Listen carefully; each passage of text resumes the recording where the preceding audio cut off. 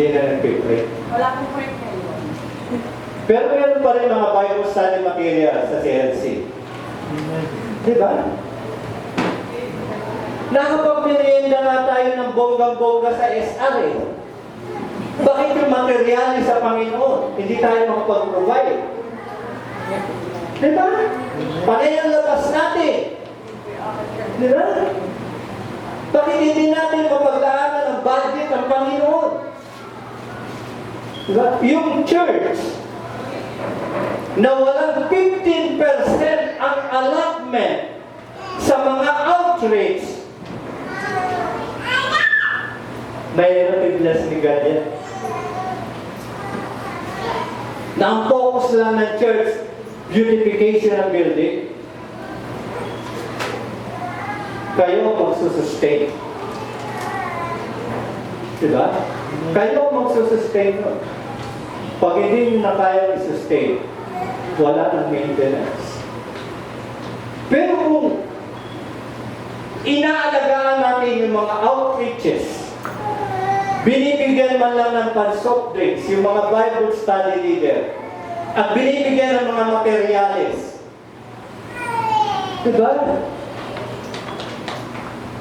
Magtutuwa yun. Diba? Sinusunog na nga niya yung kilay niya sa lesson na ihahanda, tapos maglalahad pa siya. Kawawa naman yung tao. Tapos pag nagkamali, pagagalitan pa. Oh. So dapat merong 15% na allotment sa finances para sa outreaches. Hindi nyo nakita nung panahon ni Pablo, ano yung nasa 2 Corinthians chapter 9? Yung pamosong verses ng giving. 2 Corinthians chapter 9 verse 7, God loves the cheerful giver. Diba? Alam niyo ba kung saan pupunta yung pera na yun?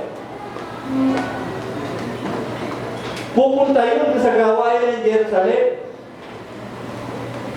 Nangingilak si Pablo dahil nangihirap na yung Jerusalem. Hindi pwedeng mamatay ang Jerusalem dahil yun ang mother church. Kaya yung mga daughter church, dapat meron silang 10% tithes na pinababadala doon sa mother church. Dahil pag namatay yung mother church, ulila na sila.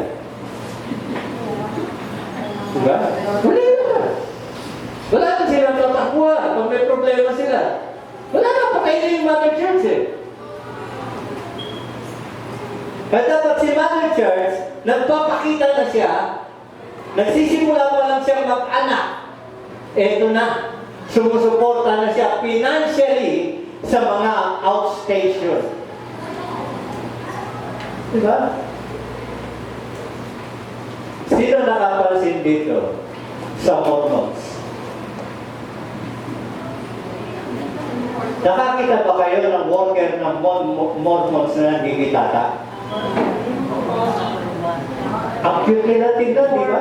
Pare-parehas pa yung bat, pare-parehas pa yung polo, pare-parehas yung pantalon, pare-parehas yung sapatos. Ewan ko lang yung medyas. Isa pa.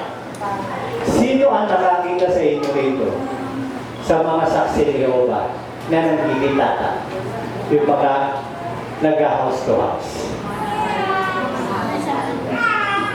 Di ba mga nakapayong yan? Mga abag yan na malaki? Tapos may hawak pa yan na parang ventilador na maliit, tinatapat sa kanila? Di ba? So, bakit the fastest growing ang saksi ni Jehovah?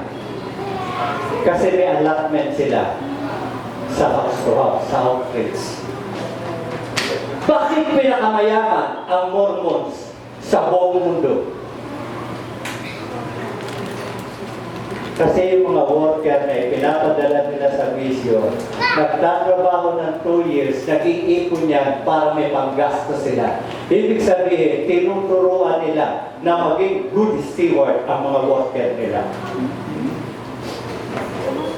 Wala kayong makikita Mormons na giray-giray ang simbahan. Diba? Sila yung tinatawag the richest church. Hindi Iglesia ni Manalo, the richest. Dito sa Pilipinas, sila. Pero sa buong mundo, ang Mormons. And the fastest growing church, Saksi ni Jehovah. Hindi born again. Tayo yung nasa katotohanan. Diba? Ang galing nilang mag-disciple. Pero bakit tayo nasa katotohanan? Mahina tayo mag-disciple kasi wala tayong programa. Paano mag-enlarge ang our territory? Walang programa. Diba? Pangatlo, Roma 16.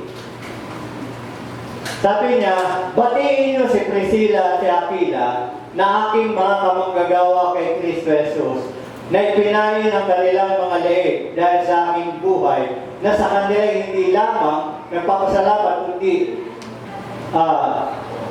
kundi naman ang lahat ng mga iglesia ng mga hintil. At batiin niyo ang iglesia na nasa kanilang bahay. Pero yung worker na yan, nakita niya si Son of Peace. Nakita niya si Faithful Man. Ang third thing na gagawin para magkaroon ng daughter church, tingnan niyo kung pwede magkaroon ng church sa bahay ni Son of Peace at ni Faithful Man. Mahirap ba yun? Hindi. Pastor, halimbawa, 10 yung Bible study namin. Hindi magkakaroon din kami ng 10 daughter church. Hindi po na daughter church. Ecclesia. Yung church nila Pastor Rex. Ecclesia. Yun yung mga maliliit na nagtitipon-tipon.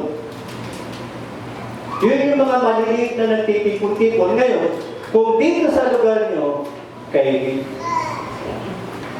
merong magbukas ng gawain doon sa Katmon. Medyo malayo-layo na. Meron lang kayong siguro mga 2 to 3 kilometers radius. Pwede nyo na i-build up yun na iglesia. Diba? Dandahan niya. O tapos pagdating ng linggo, pagsasama-samahin nyo sila. Wow!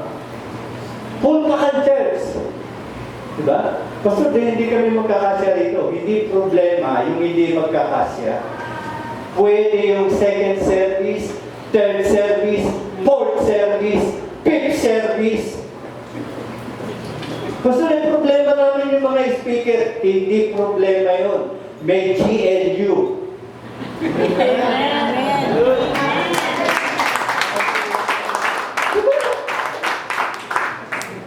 Oh.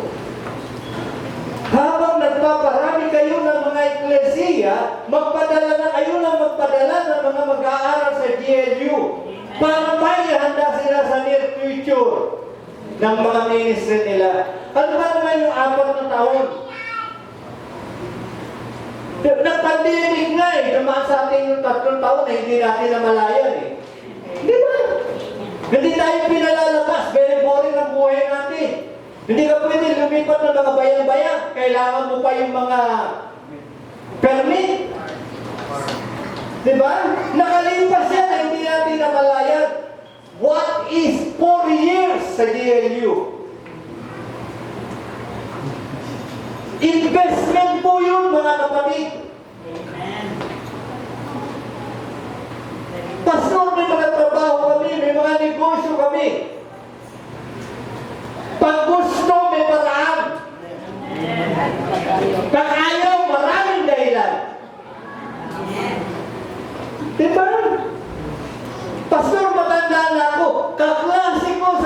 ni Lord, 72 years old.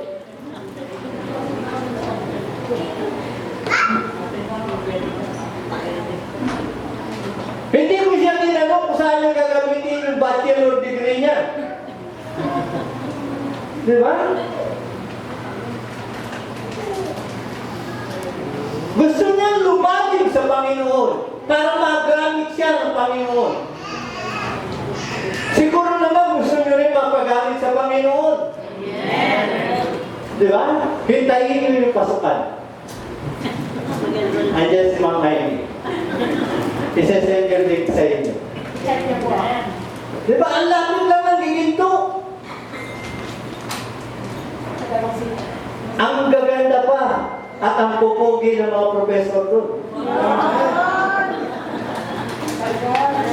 Mana ka meron sa din. Diba? So dito, sabi dito, kapag nakita na natin si Son of Peace, pag nakita na natin si Son of Peace, kapag naturuan na natin ang mga faithful men, at nakita na natin na pwedeng gawing eklesiya ang bayan ni Son of Peace, build the ecclesia to the house of the Son of Peace.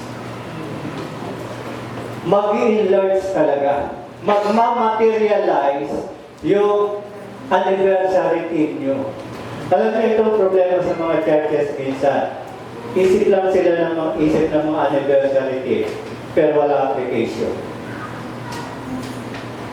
Diba? Sayang naman. Pagawa kayo ng tarpaulin. Enlarge our